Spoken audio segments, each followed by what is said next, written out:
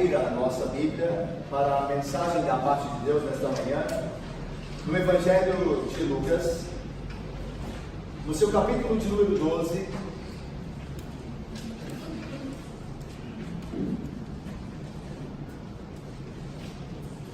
Evangelho segundo Lucas, capítulo 12,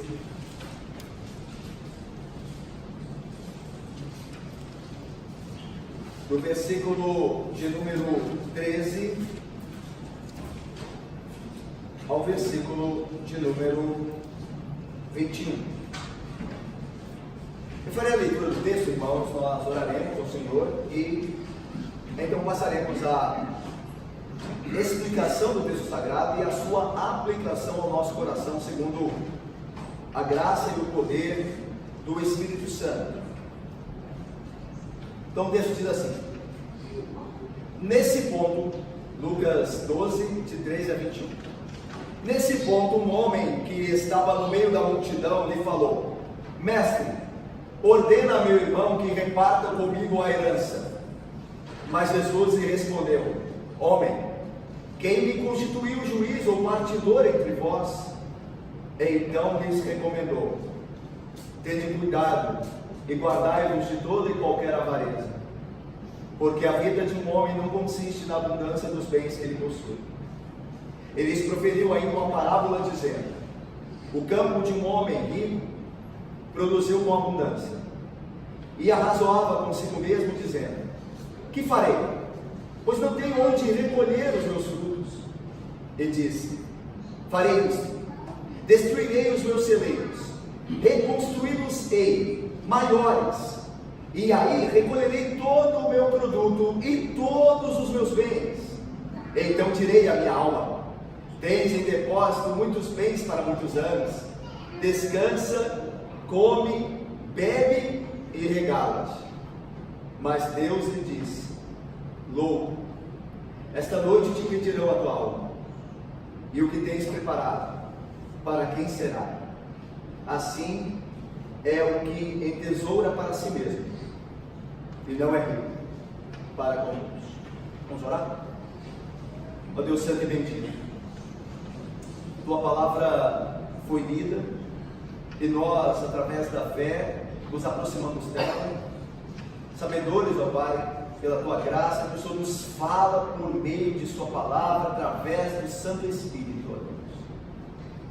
Ó Deus, que toda a avareza, toda a cobiça, ó Deus, seja que possa de fato haver em nós, possa ser dissipada pelo poder do Espírito Santo, ó Deus. Usa a tua palavra poderosa, ó Pai, e nos edifique nesta manhã. Obrigado pelos dízimos e ofertas que demonstram corações que dependem do Senhor, ó Pai, e não amam as riquezas. Em nome de Cristo nós oramos, com perdão dos pecados. Amém. Meus irmãos, Jesus, ele está em um grande sermão no capítulo 12. Na sua grande maioria, o capítulo 12 é um monólogo da parte de Cristo. Ele está ensinando aos homens, e principalmente aos seus discípulos, sobre diversos assuntos. Nós vimos que o capítulo 12 fala sobre a confiança do discípulo no testemunho de Cristo contra a oposição e a ira dos fariseus e dos homens maus. Jesus diz: vocês não precisam temer os homens, vocês podem me confessar diante dos homens, porque o meu Pai que está nos céus confessará cada um de vocês diante dos anjos que o servem. Jesus diz também: olha, vocês não devem temer coisa alguma, o vosso Pai cuida dos pardais, das aves pequenas, e nenhuma delas cai na terra sem que seja da vontade do vosso Pai. Até o cabelo das vossas cabeças, diz Cristo, estão contados. Não temais. Depois dessas palavras, meus irmãos, nós poderíamos imaginar que os ouvintes de Cristo, naquele dia, saíssem dali confiantes no cuidado de Deus, saíssem dali exultando, dizendo: quão rico nós somos na graça divina, Deus cuida de nós somos verdadeiramente ricos de graça, de proteção divina, de amparo. Não obstante, parece que as palavras de Jesus não deixaram impressão alguma em seus ouvintes, pois um desses ouvintes se levantou naquele momento e disse: ordena meu irmão que reparta a herança comigo. Meus irmãos, quando um teólogo disse que quando se trata de dinheiro, os homens, a maior parte deles, se transformam em lobos. Quando se trata de dinheiro, a maior parte dos homens se transforma em lobos. O versículo 13 nos mostra uma interrupção na palavra de Cristo. Um homem se levanta. Veja aí, nesse ponto, quando Jesus acabara de falar sobre a riqueza que é pertencer ao Deus Santo e a seu Filho Jesus, e ter a bênção do Espírito Santo ensinando cada um dos crentes, neste ponto, um homem que estava no meio da multidão lhe falou: mestre, ordena meu irmão que reparta a herança comigo. Aquele homem, meus irmãos, que se levanta agora, Felipe, meu irmão seminarista querido, ele provavelmente estava pensando em apenas uma coisa enquanto Jesus falava: a sua herança, a parte que cabia do dinheiro ou dos bens que seu pai lhe deixara para ser repartida com seus irmãos. Ele só pensava nisso. E é interessante, irmãos, se nós podemos vir à igreja, esse texto nos mostra isso, que muitos podem ir à igreja e ouvindo a palavra de Deus, não prestar atenção na palavra de Deus, porque está com a mente em outro lugar, em outra demanda. Esse texto mostra isso, que enquanto Jesus falava das riquezas do céu, das bênçãos ricas, aquele homem só se preocupava com uma coisa: a herança que não tinha com ele sido partilhada. E ele esperava apenas um momento para interromper e falar daquilo que lhe interessava. Isso é uma realidade, irmãos. Muitos de nós podem estar aqui hoje, mas a cabeça deles está em outro lugar, com outras demandas, de outras naturezas, e não sermos abençoados com as riquezas celestiais, com as bênçãos espirituais. Mas, prosseguindo, aquele homem que se levanta estava convencido de que estava sendo defraudado, de que seus irmãos estavam de fato fazendo com ele uma injustiça. É verdade, meus irmãos, que a lei de Moisés contemplava a questão das heranças ou da partilha da herança. Nós encontramos em Deuteronômio 21, 15 a 17 e em Números 27, 8 a 11, instruções da lei divina dada por Moisés ao povo sobre a partilha da herança. Então a lei de Moisés contemplava este assunto. Mas é possível que neste caso, este homem fosse realmente objeto de uma injustiça por parte dos seus irmãos. E é por isso que ele entende assim, entendendo assim, traz a queixa a Jesus. Seria esse homem aqui o irmão mais novo, que havia sido de fato injustiçado na partilha da herança, e seus irmãos mais velhos, detentores de direitos, como o da primogenitura, por exemplo? Deuteronômio, quando fala de partilha da herança, fala da primogenitura, que o primogênito há de receber em dobro o que os outros irmãos receberiam, mas é dentro do contexto da lei de Moisés, que tratava do direito da primogenitura. Seria esse então o irmão mais novo, o último irmão, o filho mais novo, que via os bens de seu pai serem divididos entre os irmãos e ele havia sido esquecido? Talvez sim. Talvez o que ele sofria era uma injustiça. E por que ele vai até Jesus? Por que ele de fato demonstra esta queixa diante de Jesus, esperando que Jesus fizesse algo? Porque, meus irmãos, Jesus era visto como um rabino. Muitas vezes os homens se aproximavam de Jesus chamando de rabi. A prova disso é, por exemplo, João capítulo 3, quando Nicodemo se aproxima de Jesus, diz rabi, que quer dizer mestre, rabino. E os rabinos, embora Jesus não fosse oficialmente um, aí nós veremos a resposta de Jesus, porque Jesus se recusa a atender a demanda, porque ele não era oficialmente um rabino, mas ele era reconhecido como um mestre. E os rabinos, eles não só eram responsáveis por ensinar a lei, a questão da religião, mas eles também davam a condução, aos conselhos com relação às demandas civis. É por isso que esse homem, entendendo Jesus como mestre, diz: ele pode me ajudar nessa questão. Mas Jesus não veio para isso. E a resposta de Cristo vai demonstrar, de fato, por que ele não, de fato, aceitou a queixa daquele homem. Veja só o versículo 14. Veja a resposta de Jesus. Vamos ler juntos? Versículo 14. Leiamos aí, irmãos. Mas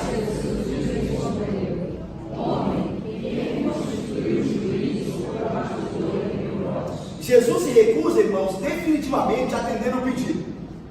Aqui ele está recusando definitivamente a atender o pedido daquele homem. E ele faz isso, provavelmente, por duas razões. A pergunta é: por que Jesus recusou a demanda daquele homem naquele dia? De fato, de defendê-lo na partilha da herança. Primeiro, Jesus, e aqui é lido isso aqui em nosso Senhor Jesus Cristo também. Primeiro, porque ele não queria passar por alto das autoridades, ou as autoridades que tinham o dever de ocupar-se de tais assuntos. Jesus sabia bem o seu lugar.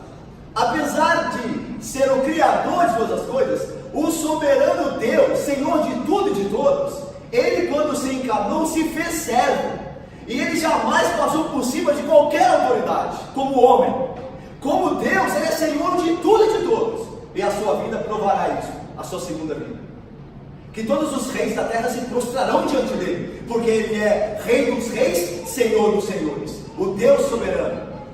Mas como servo, como homem encarnado, ele se fez servo. Ele se colocou debaixo das autoridades. Daí a humilhação de Cristo. A encarnação é para Cristo uma humilhação, e ele quis se humilhar. Por isso agora ele se coloca debaixo das autoridades. Lembra de quando ele estava diante de Pilatos, que Pilatos disse a ele: não sabes que eu tenho o poder de tanto condená-lo como livrá-lo da morte? E Jesus disse: realmente você tem poder sobre mim, e esse poder foi de cima te dado. Mas realmente, quando eu me encarnei, eu me coloquei debaixo da sua autoridade, embora eu seja Deus e você seja meu. Mas agora, na minha humilhação, eu reconheço a sua autoridade. Jesus então não quer passar por cima dos homens que se dedicavam e eram responsáveis por tais assuntos. Jesus não era uma autoridade civil. Segundo motivo pelo qual Jesus provavelmente recusaram, é que Jesus foi enviado para ocupar-se de uma tarefa muito superior àquela demanda, que aquela demanda exigia. Jesus nos veio fazer ricos para com Deus, e não ricos em dinheiro. É claro que o nosso dinheiro vem dele, porque dele é o ouro e a prata, mas ele tem uma bênção superior a dinheiro, e é para isso que ele veio. Não para dar riquezas nesta vida que se corrompem com o tempo, que a traça e o tempo destrói, mas nos fazer ter vida eterna no nome dele. É para isso que ele veio. Então esses dois motivos: não passar por cima de qualquer autoridade, e a sua missão, que era superior e muito incomparavelmente àquela, ele recusa imediatamente a demanda que aquele homem lhe exigia. Versículo de número 15. Veja o que acontece no versículo 15. Jesus vai trazer uma palavra de advertência, não só àquele homem que levanta a queixa, mas também a todos que estavam ali diante de Cristo. Olha só o versículo 15, como deixa isso claro. Jesus prossegue: então lhes, presbítero Walter, Tiago, Júlia, dona Levi, Jesus lhes recomendou, não lhe recomendou. Então Jesus não está falando mais só aquele homem, mas está falando não só aquele homem, mas todos os seus ouvintes, todos que estão ao redor dele. Então Jesus vai recomendar algo, e olha o que ele recomenda. Veja aí o versículo número 15, vamos ver juntos? O versículo lindíssimo, vamos ver? Então lhes recomendou: tende cuidado e guardai de toda e qualquer avareza, porque a vida de um homem não consiste na abundância dos bens que ele possui. Perfeito, irmãos. Jesus vai recomendar a todos, usando aquele jovem que está ali, aquele homem que provavelmente era um jovem, um filho mais jovem, como exemplo para estabelecer um princípio, para fazer uma advertência. Tende cuidado e guardai-vos de qualquer e toda e qualquer avareza. Meus irmãos, a palavra avareza significa no grego, literalmente, a sede insaciável de se ter mais. A falta de contentamento com o que se tem. A sede de se ter mais por se ter mais, não por uma necessidade, mas por se ter mais. A palavra cobiça no alemão, na língua alemã, é traduzida literalmente como a fome incontrolável de ter mais e mais. É a palavra alemã para cobiça. A fome, a vontade incontrolável, que não se controla, de ter mais e sempre mais. Jesus diz: cuidado e se guardem de toda e qualquer avareza. A verdade que Cristo levanta, a advertência que ele traz aqui, faz com que todo homem, e deve assim fazer, que todo homem pense consigo mesmo e se pergunte se porventura é um homem avarento, se ele tem experimentado a alegria de compartilhar as coisas, ou se é uma pessoa egoísta, se ele sente uma paixão desordenada por possessões materiais, de ter honra e prestígio, poder e posição, em suma, fazendo com que cada um de nós e aqueles ouvintes daquele momento perguntassem a si mesmos: porventura eu sou cobiçoso? É isso que Jesus ia levantar aqui. E ele continua, ele vai estabelecer uma verdade. Olha só, por que vocês têm que ter cuidado e se guardar de toda e qualquer avareza? Porque, olha que versículo lindo, irmãos, como ele vai contrário ao que nós vemos hoje. Olha uma Bíblia poderosa, irmãos.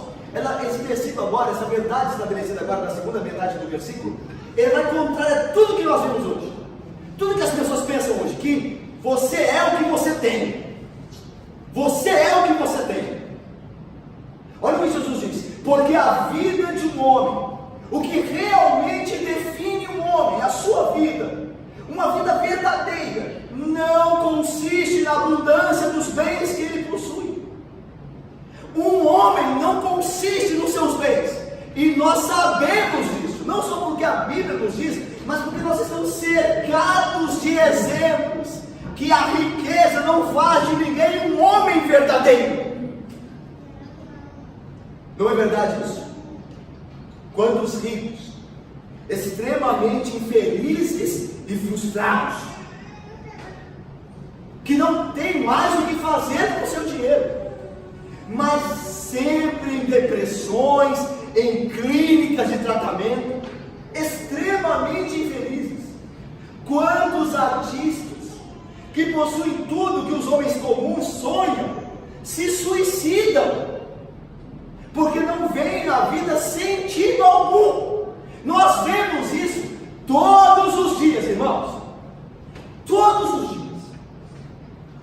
Pessoas que estão abarrotadas de bem. Eu me lembro de uma feita, eu vi um jogo, em uma reportagem, um jogador desses que atuam na Europa, foi numa loja e comprou 70 pares de calçados. 70 pares de calçados! Isso deveria ser por nós cristãos. Sabe o que nós falamos? Geralmente nós falamos sobre bens. Ele pode.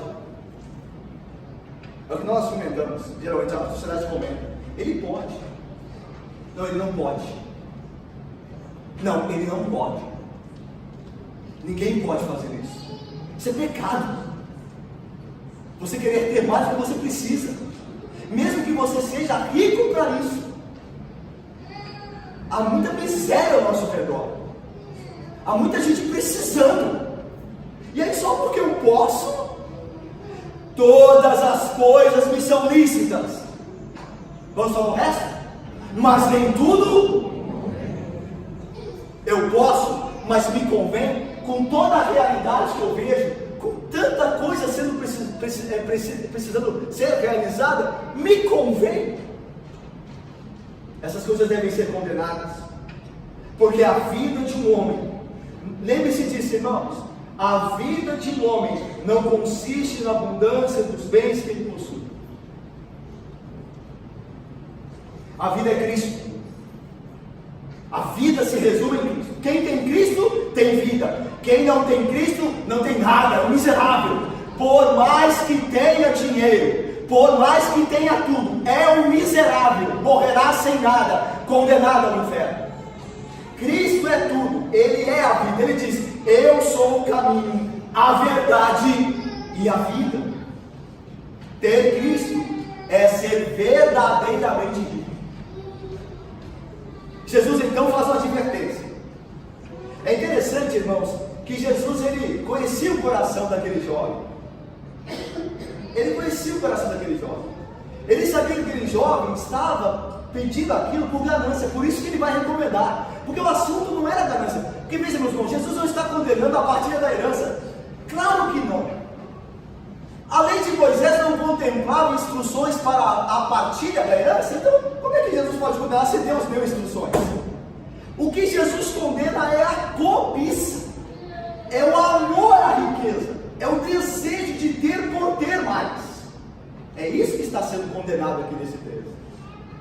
É sobre isso que vem a advertência de Jesus. Não com relação à herança. Não é pecado você receber algo como herança.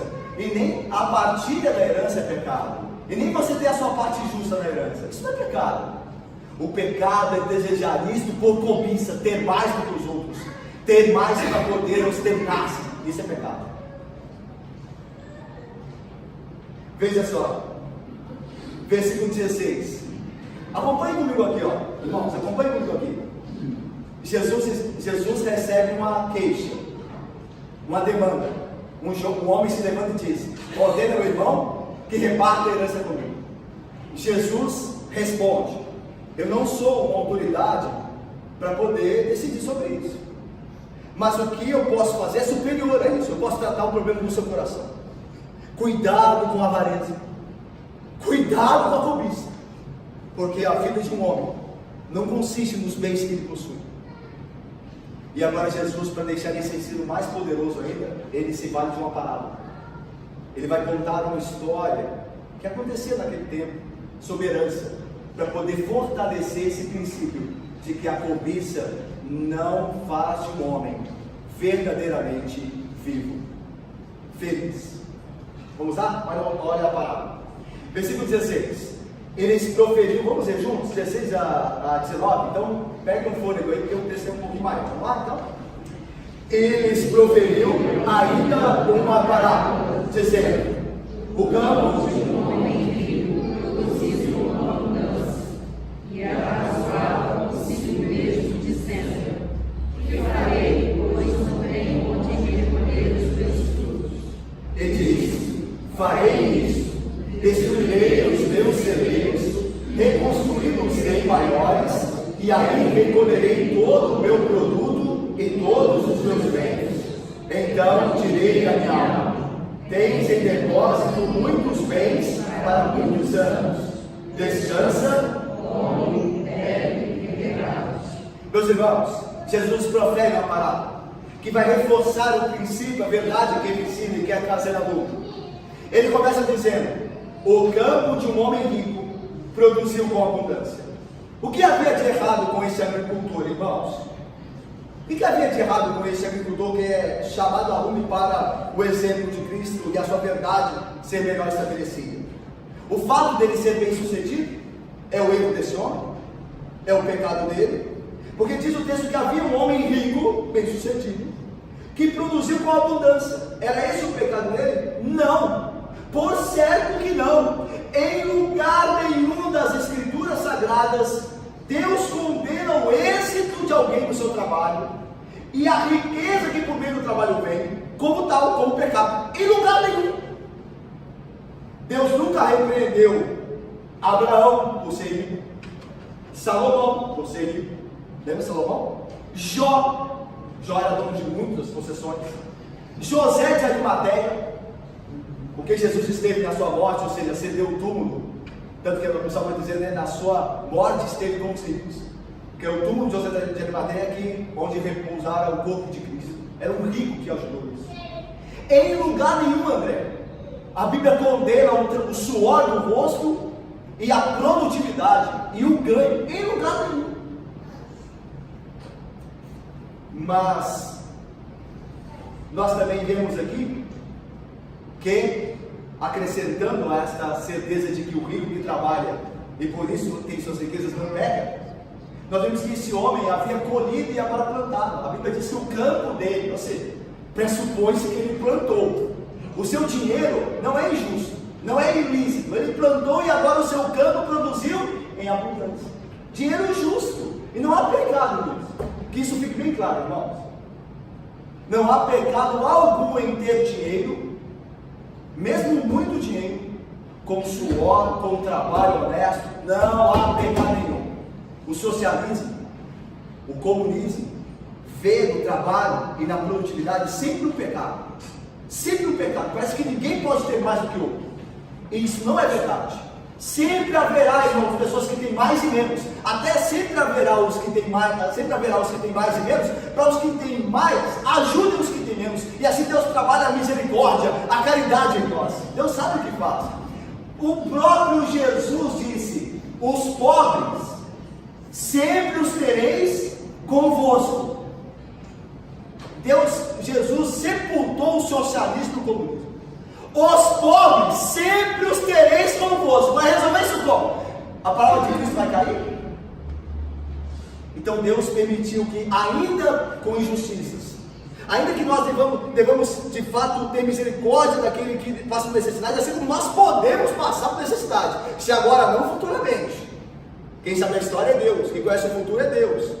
Mas Deus colocou o pobre, mesmo com as injustiças, as quais Deus fará que sejam pagas, sejam punidas.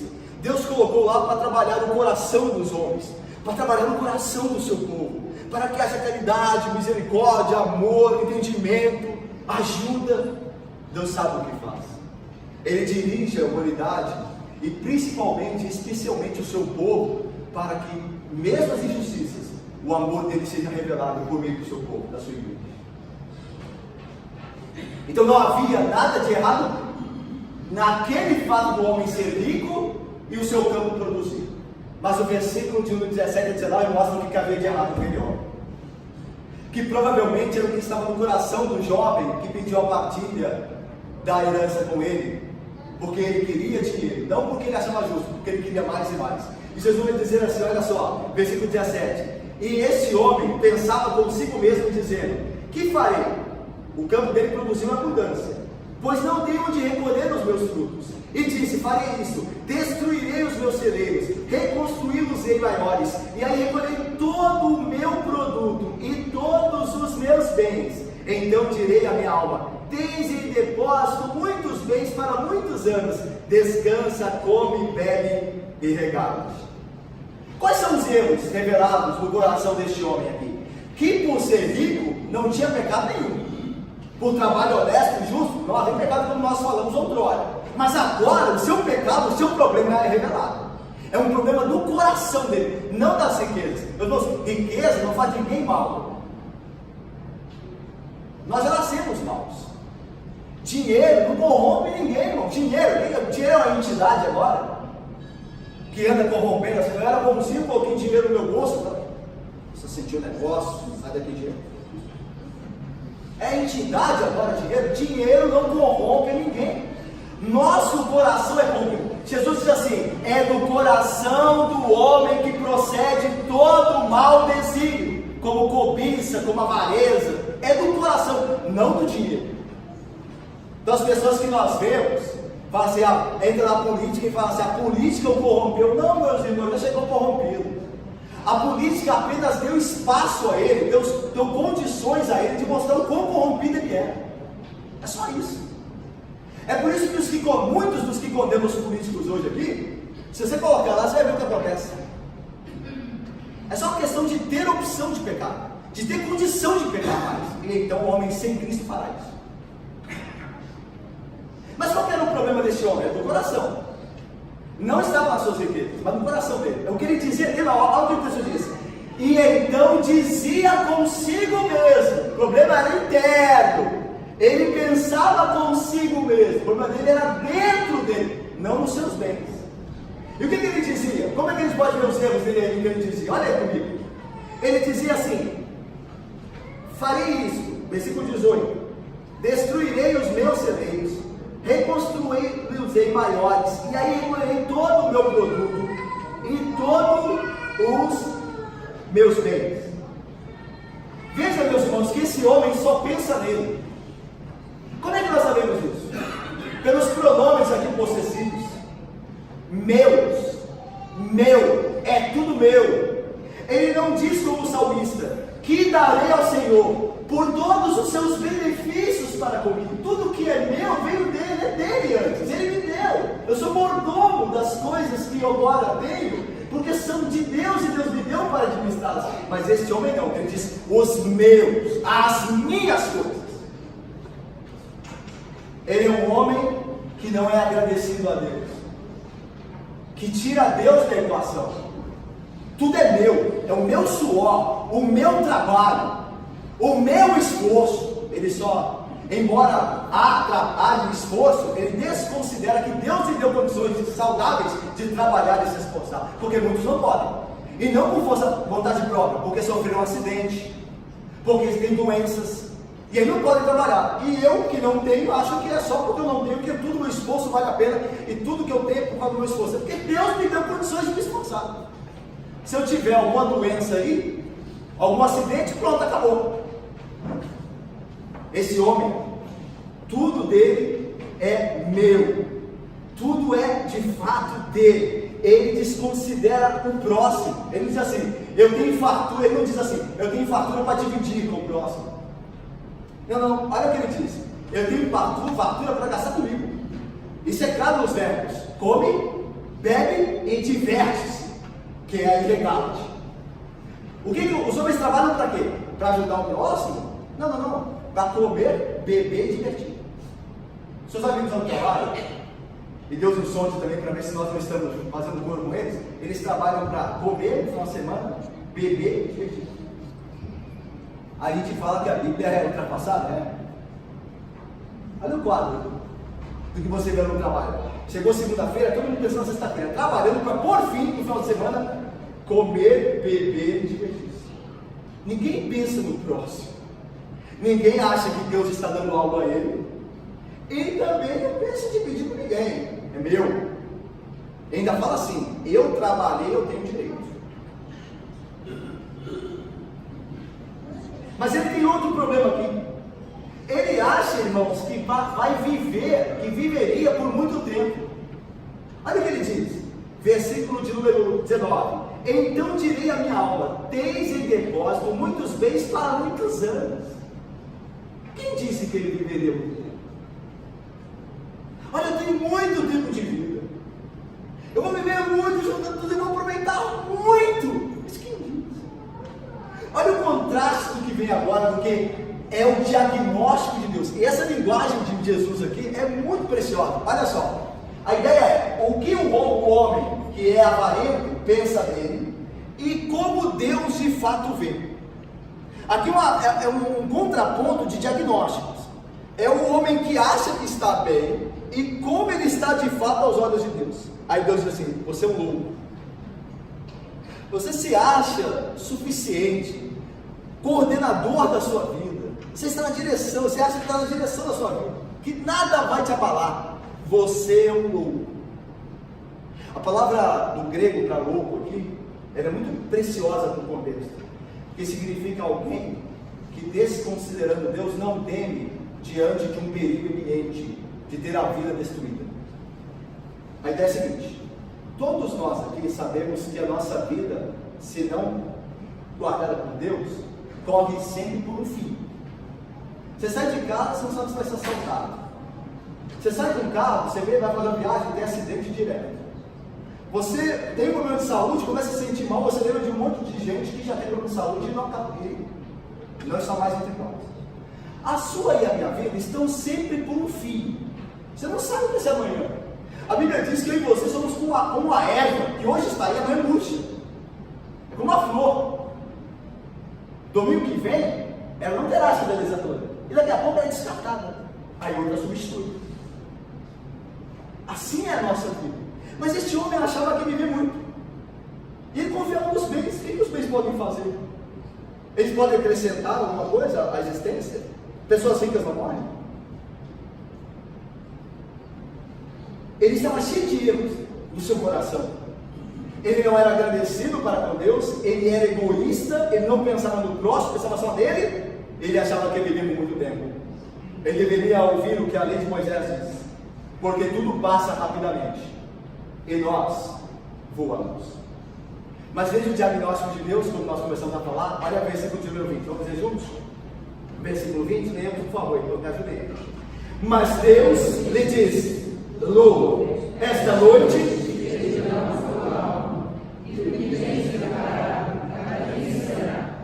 louco, ou seja, alguém que tira Deus da equação, sendo que está sempre diante de uma iminente destruição. Ou seja, qualquer coisa pode acontecer comigo a qualquer instante e eu tiro Deus da equação, como se eu fosse inabalável, sendo que os homens a todo momento estão sendo ceifados em suas vidas por várias razões.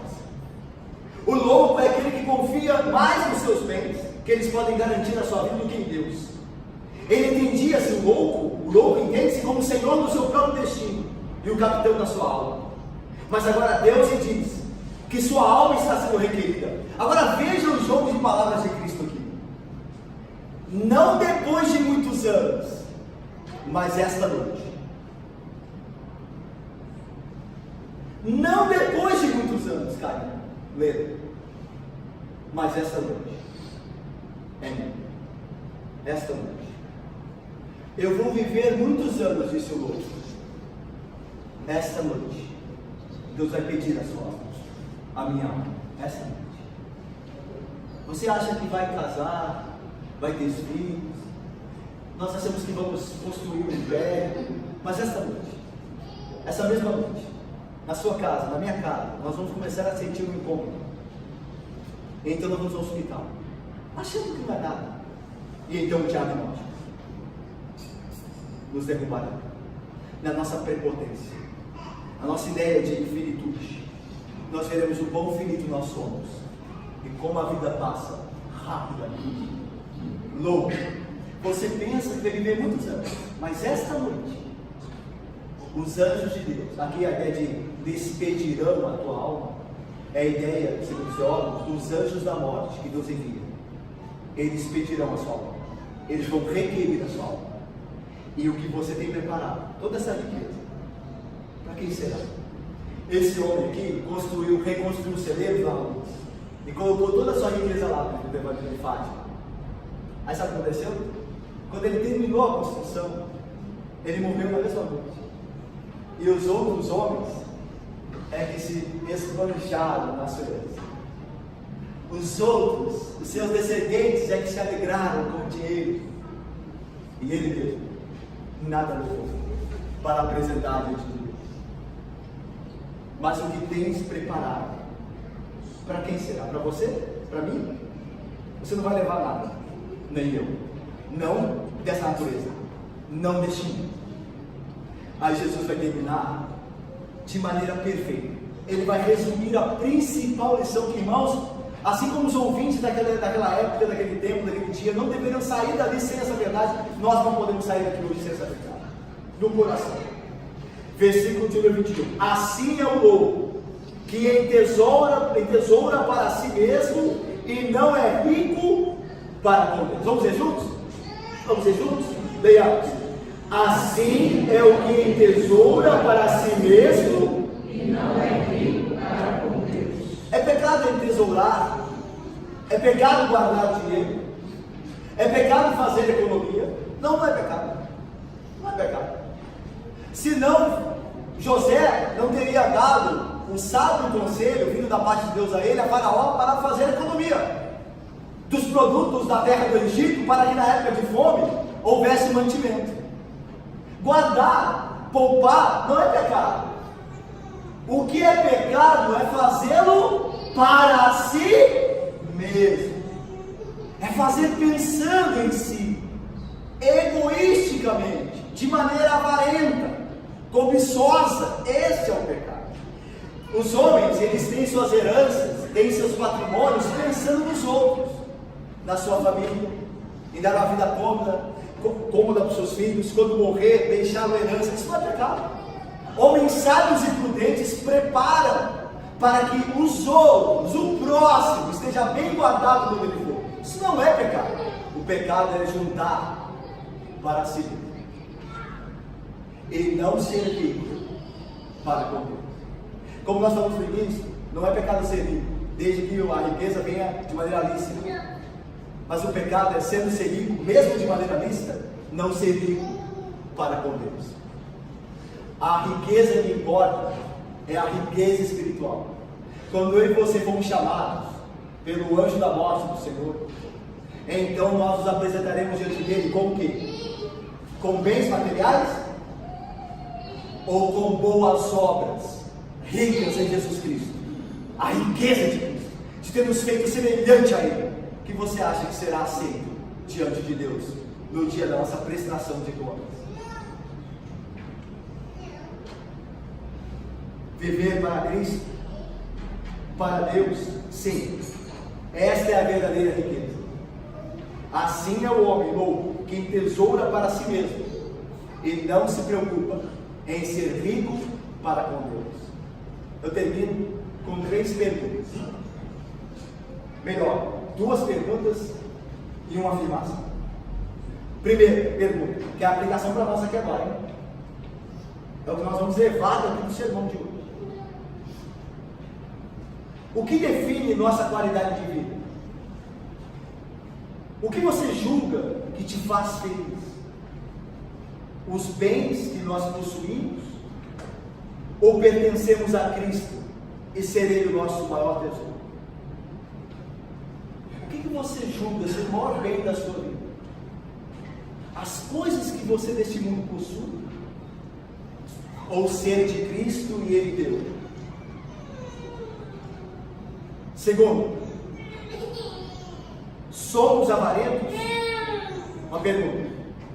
Ou prontos para dividir aquilo que temos, que Deus nos dá? Nós somos avarentos, amamos o dinheiro e não dividimos com ninguém o que é nosso? Ou estamos prontos a dividirmos aquilo que Deus nos dá, porque nós somos apenas mordomos? Há uma doutrina chamada mordomia cristã, os irmãos já ouviram falar dela. Significa, irmãos, que tudo que nós temos, nossos bens, nosso apartamento, nossa casa, nossa comida, nosso carro, tudo é de Deus, e Deus nos dá para que, como mordomos, administremos os bens, que são dele e ele nos dá. Então, mordomo, o que é o mordomo? Ele administra os bens que não são dele. O mordomo serve os bens da casa, mas nenhum dos bens que ele administra são dele, são do Senhor dele. Então nós somos mordomos de Deus. Tudo que Deus nos deu não é nosso, é dele, e nós administramos para a glória dele. A pergunta é: nós somos avarentos? Administramos só pensando em nós mesmos ou nos outros? Como falamos no início do sermão, há muita miséria ao nosso redor.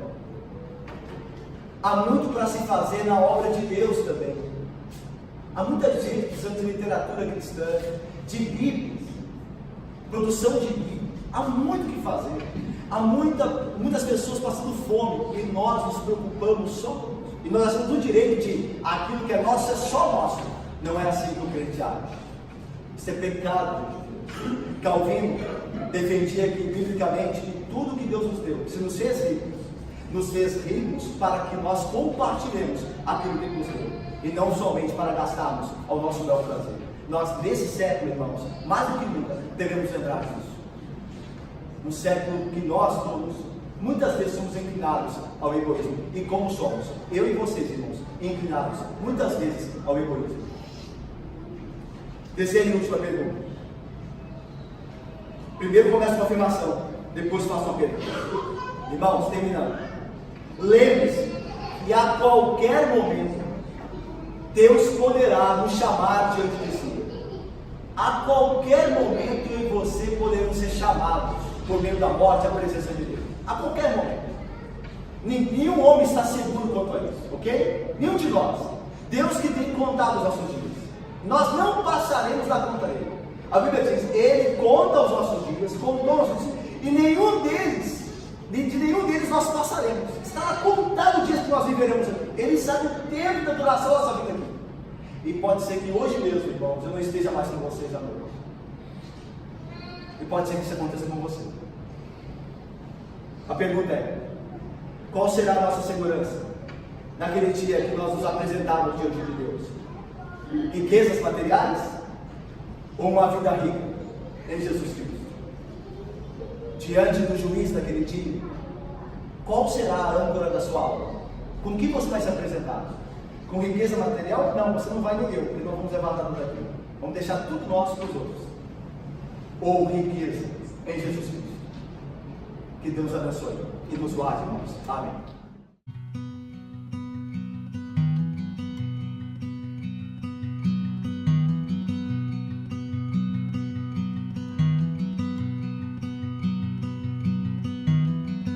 A mighty fortress is our God.